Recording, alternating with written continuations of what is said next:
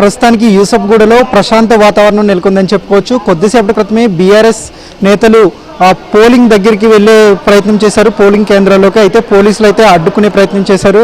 అయితే ప్రస్తుతానికి యూసఫ్గూడ పరిధిలో కావచ్చు, మొత్తం ఎర్రగడ్డ అలాగే ఎస్ఆర్ నగర్ పరిసర ప్రాంతాల్లో ప్రస్తుతం పోలింగ్ అయితే ప్రశాంత వాతావరణంలో కొనసాగుతూ ఉంది. ఉదయం 9 గంటల వరకు 10.2% ప్రస్తుతం ఓటింగ్ అయితే నమోదైంది. ఓటు శాతం ప్రస్తుతం అయితే ఎక్కువగా యూసఫ్గూడలో బస్తీ వాసులు ఎక్కువగా ఓటు వేయడానికి అయితే తరలి వస్తున్న సిచ్యువేషన్ కూడా కనిపిస్తూ ఉంది.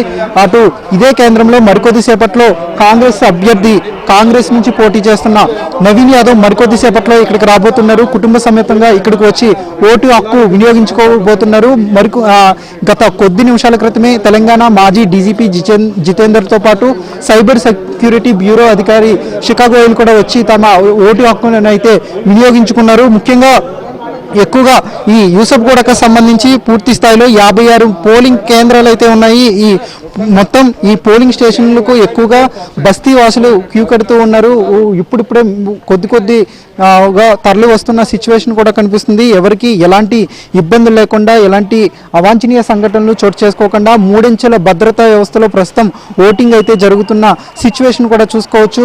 అటు పోలింగ్ కేంద్రంలో సిఆర్పిఎఫ్కి సంబంధించిన పోలీస్ బలగాలు భద్రతను పటిష్టం చేశాయి. అలాగే పోలింగ్ బయట మాత్రం తెలంగాణ పోలీస్కి సంబంధించిన సిబ్బంది విధులు నిర్వహిస్తున్నారు. అలాగే పోలింగ్ పోలింగ్ సమీపంలో చుట్టుపక్కల పరిసర ప్రాంతాల్లో తెలంగాణకు సంబంధించిన రిజర్వ్డ్ పోలీసు దాదాపుగా 2000 మంది పోలీసులతో ఎలాంటి అవాంఛనీయ సంఘటనలు చోటు చేసుకోకుండా 3000 మంది ఎన్నికల సిబ్బంది ప్రస్తుతం విధులు నిర్వహిస్తూ ఉన్నారు. ఇప్పటి వరకు ఎక్కడ కూడా ఎలాంటి అవాంఛనీయ సంఘటనలు చోటు చేసుకోలేదు. చిన్న చిన్న చెదురు ముదురు ఘటనలు తప్ప ఇంకా పెద్ద ఎత్తులో మాత్రం ఎలాంటి సంఘటనలు చోటు చేసుకోలేదు. అటు అధికారులు కూడా ఎప్పటికప్పుడు మానిటరింగ్ చేస్తున్నారు. ఎక్కడ కూడా ఎలాంటి సంఘటనలు చోటు చేసుకోకుండా, ఎలాంటి అవాంఛనీయ సంఘటనలు చోటు చేసుకోకుండా పూర్తి స్థాయిలో సమన్వయం చేసుకుంటూ అందరూ అధికారులు ముందుకు వెళ్తున్నట్లుగా కూడా తెలుస్తుంది. ఈసారి ఎక్కడ కూడా ఎలాంటి సాధారణంగా 139 డ్రోన్లతో మొత్తం ఎప్పటికప్పుడు సిచ్యువేషన్ కూడా అంచనా వేస్తూ ఉన్నారు. ఎందుకంటే పోలింగ్ స్టేషన్ల వద్ద ఎలా ఉంది సిచ్యువేషన్, రద్దీ ఏ స్థాయిలో ఉంది, అలాగే ఆ పోలింగ్ స్టేషన్ చుట్టుపక్కల పరిసర ప్రాంతాల్లో ఎవరైనా ఆగంతుకులు వస్తున్నారనేది కూడా ఎప్పటికప్పుడు డ్రోన్ల సహాయంతో తెలుసుకుంటున్నారు అధికారులు. మొత్తం 4 లక్షల మంది ఓటు హక్కును వినియోగించుకోబోతున్నారు.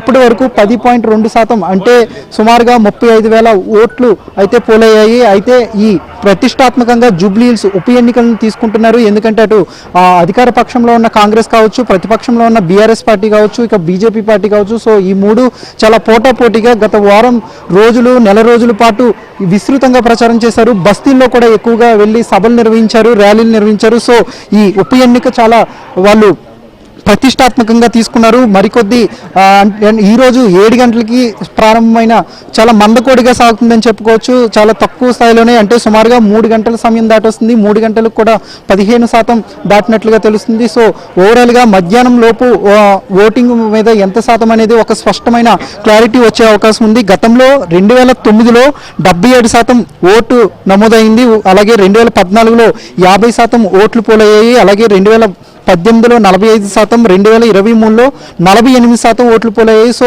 ఇప్పుడు 2025లో ఉప ఎన్నికలో ఎంత శాతం ఓట్లు నమోదవుతాయి అనేది ప్రస్తుతం ఆసక్తిగా మారింది. ఎందుకంటే జూబ్లీహిల్స్ నియోజకవర్గానికి సంబంధించి చాలా తక్కువ స్థాయిలో ఓట్లు నమోదవుతూ ఉన్నాయి.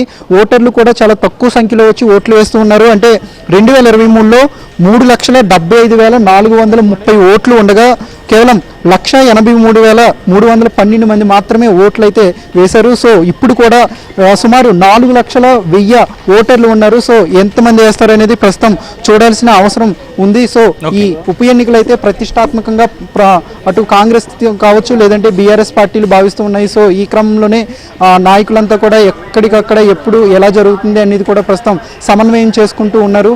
ఎలాంటి సంఘటనలు చోటు చేసుకోకుండా అధికారులు అయితే పూర్తిగా బందోబస్తు అయితే నిర్వహిస్తున్నారు.